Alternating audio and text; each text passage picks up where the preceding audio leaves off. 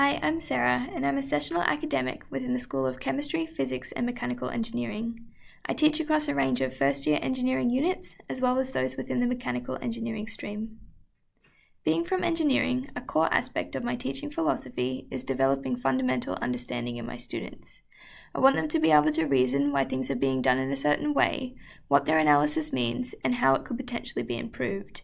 This is because when they get out into industry, they're going to be expected to solve problems which have never been solved before, so memorizing and regurgitating a solution process just is not going to cut it.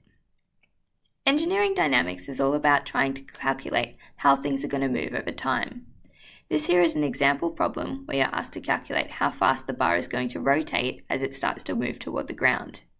Looking at this, you probably have almost no idea where to start, and unfortunately, that's the position a lot of students are in when they go to study these things at home. So what do we do to try and help them out? Well, traditionally, we provide them with answers from the solution manual, and this is an example of the one that's for that question.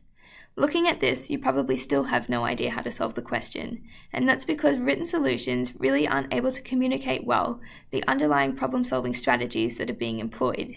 It's up to the reader to try and understand why you go from A to B to C to D. So what if I just explained it to you? This here is the video that I made to explain to students how to solve that problem. It's sped up here and it has audio over the top usually. In that audio, I'm able to explain why we're drawing these diagrams, what the arrows mean, why we're drawing them those directions. I'm able to tell you about why we're applying these equations and how you can solve them simultaneously. Step by step, we end up with the final answer of 3.22 radians per second squared.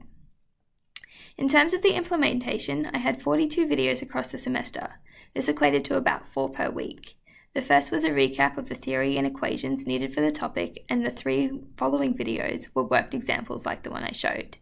These videos were on average 15 minutes long, and they were uploaded onto YouTube and embedded into Blackboard. The advantages of this concept is first and foremost the deeper conceptual understanding that students are able to develop by having the problem-solving strategies explained to them.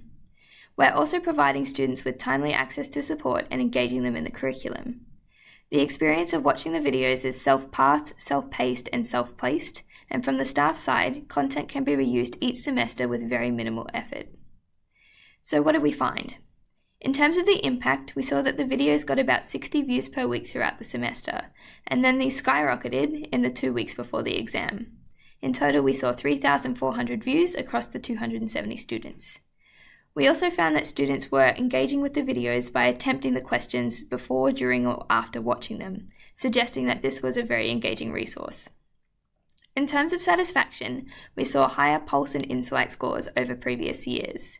We got a score of 4.4 out of 5, which was the equal highest in CEF units with over 35 students, and the outright highest for those over 150 students.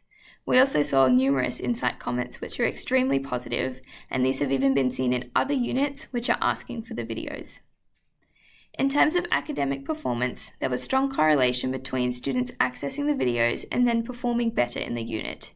The graph on the left shows the average number of times students accessed the video folders on Blackboard against the final grade that they received.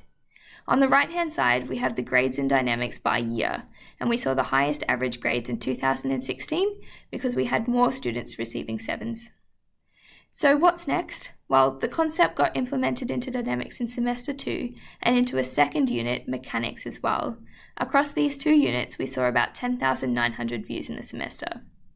I'm now seeking funding to develop the concept into further units in 2017, and I'd like to create a framework and facilities to enable other academics to do this themselves in their own units. Thank you very much for listening.